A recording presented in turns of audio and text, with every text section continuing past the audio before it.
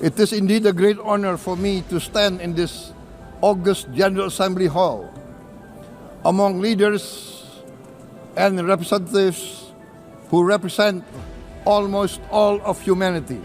Indonesia today stands on the cusp of shared prosperity. Together we must strive to achieve our hopes. It was created to secure peace, security, justice, and freedom for all. Peace and harmony.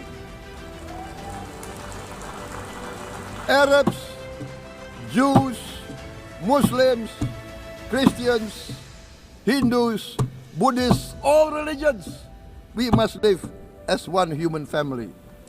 Indonesia is committed to being part of making this vision a reality. Indonesia mendapat sejumlah keuntungan jika resmi dilantik sebagai Presiden Dewan HAM PBB.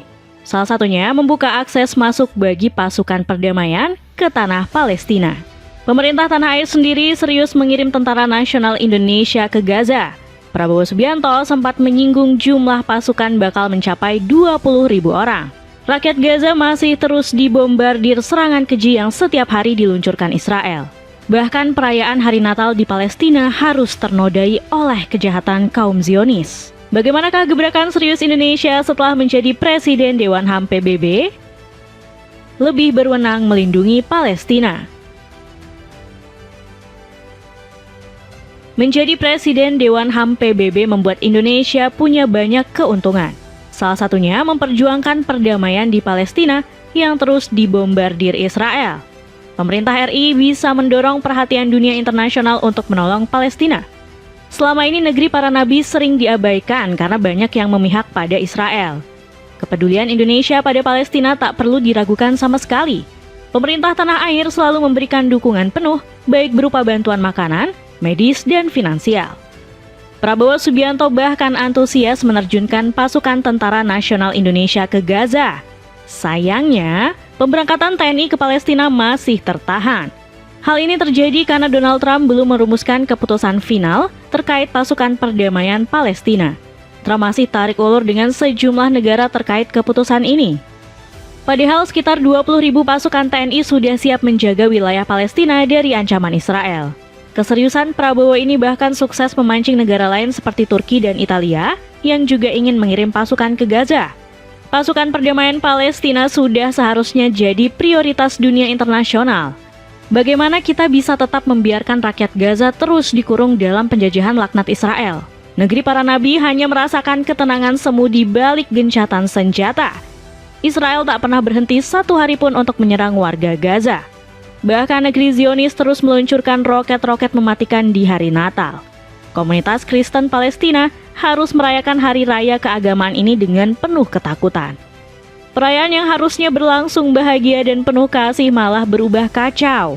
Polisi Israel menyerbu dan memukuli warga di lingkungan Kristen Palestina yang terletak di Wadi Al-Nisnas. Media New Arab melaporkan Israel selalu mengacaukan hari raya keagamaan di Palestina. Selain terus merenggut ketentraman, negeri Zionis juga semakin barbar dalam mencaplok tanah Palestina.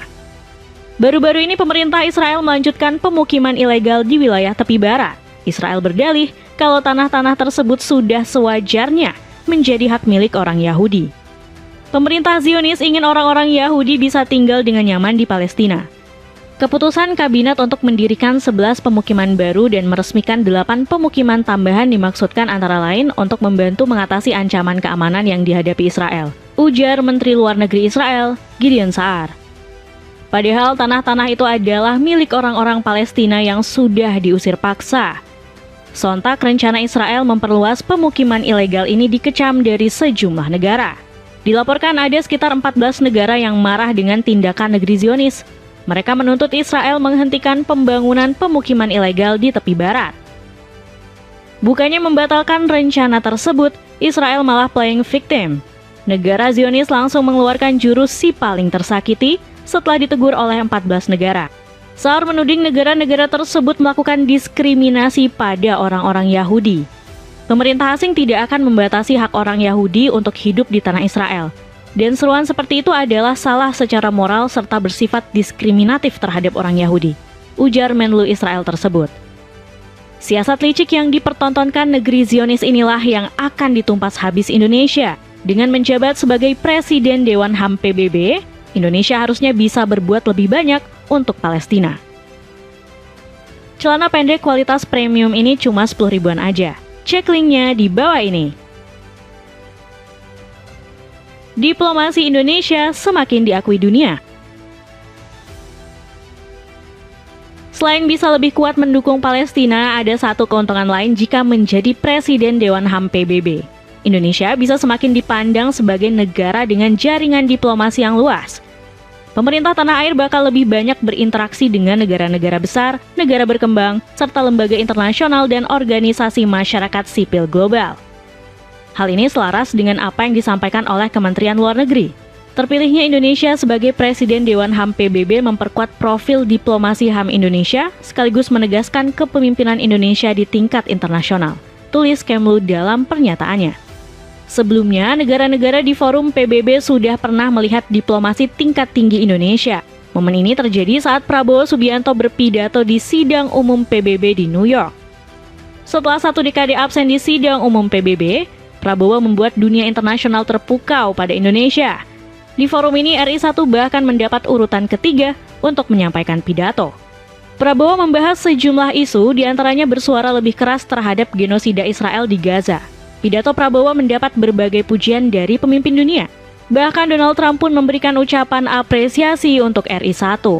Prabowo memang rajin menjalin diplomasi dengan sejumlah negara sejak menjabat sebagai presiden. Negara-negara besar seperti Amerika Serikat, Rusia, sampai Cina menyambut hangat diplomasi Indonesia. Prabowo berhasil menemui Trump, Vladimir Putin, dan Xi Jinping untuk menjalin berbagai kesepakatan penting. Saat bertemu dengan Putin, Prabowo berhasil membawa pulang kerjasama di bidang pertanian. Indonesia bahkan sempat mendapat tawaran program nuklir dari Rusia. Putin saat itu berjanji akan mengirimkan ahli nuklir Rusia jika Indonesia memang serius memulai proyek ini. Mantan agen KGB atau Badan Intelijen Uni Soviet ini juga menyambut kehadiran Indonesia di BRICS. Keberhasilan diplomasi Indonesia di 1 tahun pertama pemerintahan Prabowo layak diapresiasi. Setelah menjadi Presiden Dewan HAM PBB, Indonesia juga diuntungkan secara ekonomi dan investasi. Dengan posisi strategis ini, para investor asing dan pelaku ekonomi global akan lebih melirik Indonesia. Jika masalah HAM di Indonesia bisa ditangani dengan baik, ditambah sukses menjalankan amanah di Dewan HAM PBB, bukan gak mungkin investor asing berbondong-bondong masuk tanah air. Mereka akan lebih percaya untuk menanamkan modal investasi di Indonesia. Berikutnya, pemerintah RI punya kesempatan untuk meningkatkan daya tawar mereka di negosiasi perdagangan dunia. Pamor Indonesia kini bisa mengejar negara-negara tetangga seperti Singapura dan Malaysia. Kekuatan RI di ASEAN juga akan lebih disegani karena menjadi Presiden Dewan HAM PBB. Bahkan hal yang juga bisa dicapai oleh Indonesia di kawasan Asia Pasifik. Buktinya, pemerintah Cina sudah memberikan dukungan besar untuk Indonesia menjadi Presiden Dewan HAM PBB. Cina mendukung Indonesia dalam melaksanakan tugasnya sebagai Presiden baru Dewan HAM PBB dan siap meningkatkan dialog serta kerjasama dengan semua pihak, ujar juru bicara Kementerian Luar Negeri Cina, yakni Lin Jian. Celana pendek olahraga yang sudah ada resletingnya bisa kamu dapatkan cuma seharga 30 ribuan aja. Buruan cek linknya. Dengan keberanian Indonesia di Dewan HAM PBB, akankah kejahatan perang Israel bisa segera ditumpas habis?